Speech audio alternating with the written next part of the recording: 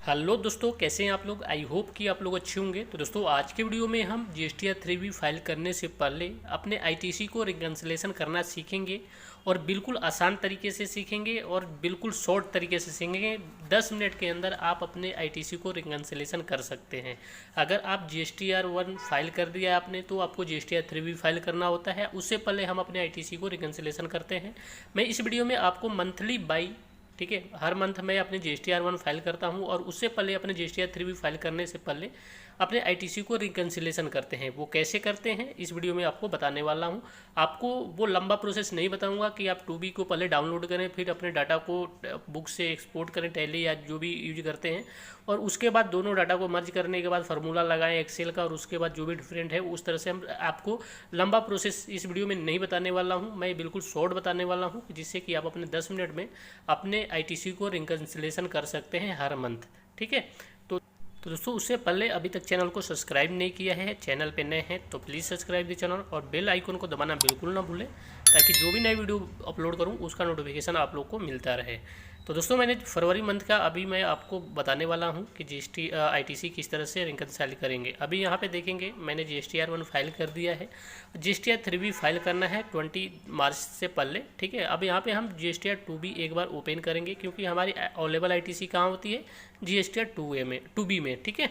अब GSTR 2B में जैसे ही हम क्लिक करेंगे तो यहाँ पे आपको जो भी ऑल अदर आईटीसी वाले कॉलम में दिखेगा कि आपकी IGST कितना है, CGST कितना है और SGST कितना है। यहाँ पे हमारे IGST 2,05,000 रुपये, CGST 92,135 रुपये और SGST 92,135 रुपये। नीचे देखेंगे कुछ हमारी रिवर्स चार्ज आईटीसी भी अवेलेबल है, 65 रुपये IGST, और CGST है 396 रुपये 34 पैसे, SGST है 396 रुपये 34 पैसे। ठीक है।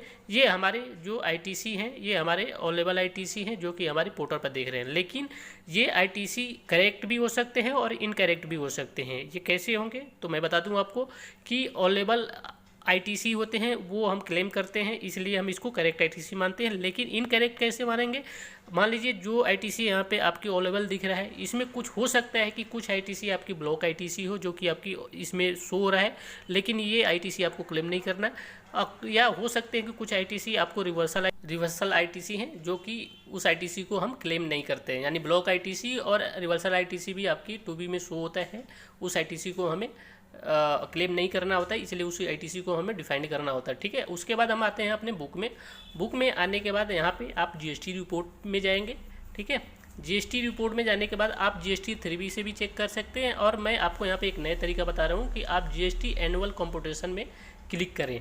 ठीक है। GST एनुअल कंप्यूटेशन में क्या होता है कि आपकी पूरे साल की, ठीक है, जो पूरे साल की एक जो फाइनेंशियल ईयर होता है, उस पूरे फाइनेंशियल ईयर की आपकी जो भी आईटीसी होते हैं वो आईटीसी अवेलेबल आईटीसी बुक में वो यहाँ पे दिख जाएगा। अब जो भी आपकी पीरियड की आपको डिटेल चाहिए, आप वहाँ से F2 प्रेस करेंगे और पीरियड डालेंगे और उस हिसाब से अपने आईटीसी को अपने स्क्रीन पे ले आ सकते हैं। तो मैं यहाँ पे सिंपली अभी GST एनुअल कंप्यूटेशन पे जाते हैं और इस पर क्लिक करते हैं। ठीक है। जैसे ही क्लिक करेंगे आपको पूरे साल की जो भी आईटीसी हमारे पूरे साल की है वो आपको यहाँ पे दिख जाएगा। तो यहाँ पे देखिए हमने क्लिक किया और पूरे आईटीसी हमारे 1 साल के दिख गया। लेकिन अभी मेरे को क्या चाहिए, मेरे को एक पीरियड के चाहिए, यानी फरवरी मंथ का चाहिए। हम यहाँ पे सिंपली फरवरी मंथ सेलेक्ट करेंगे। ठीक है।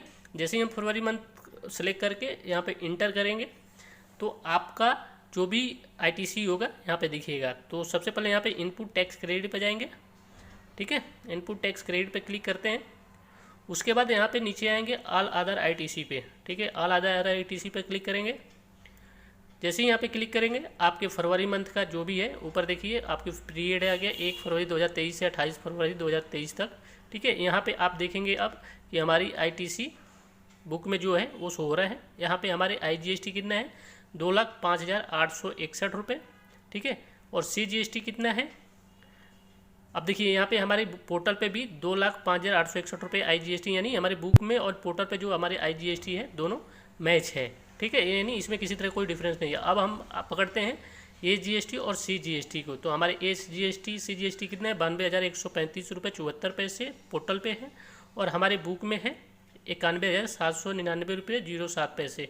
यानी ये यहाँ पे हमारी करीब 337 रुपये के लगभग हमारा डिफरेंस है, जो कि पोर्टल में ज़्यादा है, हमारी बुक में कम है। तो यहाँ पे 2 रीज़न हो सकते हैं कि या तो हो सकता है कि इसमें आईटीसी जो शो हो रहा है कम शो हो रहा है, या तो बिल हमारे से छूट गया है कोई जो हमने अपने बुक में नहीं चढ़ाया है, या ये भी हो सकता है कि कोई ऐसी आईटीसी है जो कि आपके प्रीवियस पीरियड का हो, जो कि टू बी में शो हो रहा हो, आपके कस्टमर ने GSTR1 फाइल किया होगा तो आपके पोर्टल पे शो हो रहा होगा। तो ये दो रीज़न हो सकते हैं, ठीक है। उसके चेक करेंगे, आल टेबल पर जाएंगे और यहाँ पे रिकॉर्ड पर पेज को यहाँ 10 शो हो रहा है, इसको हम 50 कर देंगे। 50 करने से क्या होगा कि आपकी जितने भी बिल होंगे, ठीक है, जैसे मान लीजिए 50 तक बिल है तो मेरी 50 बिल यहाँ पे फरवरी मंथ का पोर्टल पे जो भी जिसकी आईटीसी हमारे को अवेलेबल दिख रहा है यहाँ पर शो हो जाएंगे। अब क्या करना है, अपने बुक में जाएंगे, ठीक है। बुक में जाने के बाद हम परचेज रजिस्टर एक बार ओपन करेंगे, ठीक है। अब यहाँ पे हम परचेज रजिस्टर सेलेक्ट कर लेंगे, ठीक है। यहाँ पे फरवरी मंथ सेलेक्ट कर लिया। देन उसके बाद यहाँ पे आपको क्या करना है, यहाँ पे आप देखिएंगे कि एक ही पार्टी के बहुत सारे बिल हैं जो कि ऊपर नीचे एक जगह नहीं दिख रहा है। उसके लिए आपको क्या करना है, यहाँ पे F12 प्रेस करना है। क्या प्रेस करना है, F12। उसके बाद यहाँ पे ऊपर सबसे वाले A to Z वालों को सिलेक्ट कर लेंगे। इससे क्या होगा कि जो भी एक पार्टी का बिल होगा, एक महीने में पूरे बिल होंगे, वो एक जगह शो होने लगेगा, जिससे क्या होगा कि अपने पोर्टल से और इसको चेक करने में आसानी रहेगा, ठीक है। तो अब एक एक बिल करके जितने भी 50-60 बिल हैं, मैं एक एक बिल अपने पोर्टल से जो इस पे अवेलेबल दिख रहा है इसको एक एक चेक कर लेंगे कि कुछ ऐसा बिल तो नहीं जो कि हमारे बिल बुक में एंट्री करना रह गया है और हमारे पोर्टल पे शो हो रहा है, या कुछ ऐसे बिल तो नहीं जो कि पिछले पीरियड का बिल है जो हमारे पोर्टल पे शो हो रहा है टू बी में, लेकिन हमारे बुक में हमने तो चढ़ाया नहीं, उसका चढ़ाया हमने पिछले पीरियड में। तो वो चीज़ हम एक एक करके सारे बिल को अपने बुक से चेक कर लेंगे जो बुक में हमने चढ़ाया है। तो चलते हैं फटाफट, मैं अपने बिल को जितने भी बिल हैं एक बार चेक कर लेता हूँ। आप भी जो जिस पीरियड का आपको आईटीसी रिकन्सिलेशन कर रहे हैं उसको एक बार इस तरह से चेक कर लेंगे। तो मैंने यहाँ पे सारे बिल एक एक करके चेक कर लिया, ठीक है, जो कि हमारे पोर्टल पे शो हो रहा है और हमारे बुक में है। तो ऑलमोस्ट मैंने सारे बिल जो हमारे पोर्टल पे शो हो रहा है वो हमारे बुक में भी है। हमने यहाँ पे क्या फाइंड किया कि हमारे बुक में ये हमारे पोर्टल पे ये जो बिल है Tata AIG general insurance private limited, जो कि बिल हमारे बुक में नहीं है लेकिन इसमें चढ़ा हुआ है हमारे। और यहाँ पे देखेंगे CGST और SGST में वो इसी बिल का है, जो यहाँ पे देखेंगे 337 रुपये CGST में और 337 रुपये SGST में यहाँ पे ये आ रहा है। यानी जो ये ये जो बिल है ये हमारे बुक में नहीं है। रीज़न क्या है कि मैंने इसको ITC क्लेम किया ही नहीं है, रीज़न क्योंकि ये हमारे बिजनेस से रिलेटेड नहीं है। तो ठीक है, ऐसे ITC जो होंगे जो कि आपके GST 2B में शो होंगे, जो ब्लॉक ITC होंगे या रिवर्सल ITC होंगे, तो उस ITC को ही हम एक बार इससे रिकनसाइल करते हैं कि 2B में हमारे जो शो हो रहा है, जो हम ITC क्लेम कर रहे हैं, क्या वो ITC एक्चुअल में हमारी अवेलेबल ITC है कि नहीं। तो इस तरह से भी आप सिंपल तरीका है, आपको कुछ नहीं करना। पहले आपको क्या करना है कि अपने जो अवेलेबल ITC है उसको अपने बुक से चेक करना है, ठीक है। अगर मान लीजिए आपके बुक और आपके पोर्टल पे जो ITC है दोनों मैच है तो फिर तो ठीक है, क्योंकि अपने बुक में आप करंट पीरियड का ही बिल को ज़्यादातर चढ़ाते हैं जिसकी ITC आपको क्लेम करना होता है, ठीक है।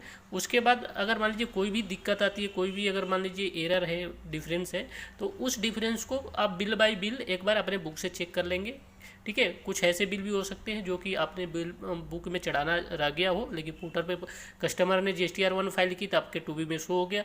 अगर उसी पीरियड का है तो उसको क्लेम कर लेंगे।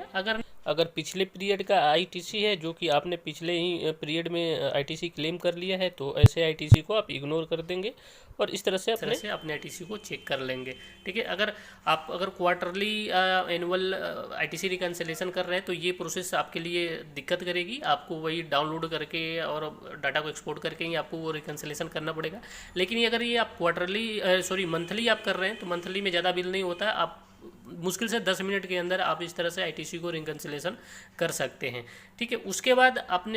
उसके बाद इसको आप एक्सेल पे जो आपके बुक में GSTR 3B है, इसको हम एज पर रिकॉर्ड के लिए इसको हम एक्सपोर्ट करके, ठीक है, एक्सेल पे, और इसकी हम एक फ़ाइल बना के रख सकते हैं कि हाँ हमने GSTR 3B इस पीरियड में ये चीज़ डिटेल हमने डाला था। तो हम सिंपली यहाँ से एक्सपोर्ट करेंगे। इस एक्सपोर्ट करने के बाद एक्सेल में इस डिटेल को आप एज पर रिकॉर्ड रख सकते हैं कि हाँ हमने इस पीरियड में इस डिटेल को फिलअप किया था GSTR 3B में, ठीक है। तो इस तरह से दोस्तों आप अपने GSTR 3B के फाइल करने से पहले ITC को रिकन्साइल कर सकते हैं। अगर आप मंथली रिटर्न फाइल कर रहे हैं तो रीज़न इससे क्या होगा कि आप मंथली में तो कुछ ज़्यादा बिल नहीं होता, लेकिन अगर वही क्वार्टरली और एनुअल आईटीसी रिकन्सिलेशन कर रहे हैं, तो उसके लिए आपको 2B की डाटा डाउनलोड करना पड़ेगा एक्सेल में, और उसके बाद अपने बुक से डाटा को एक्सपोर्ट करें।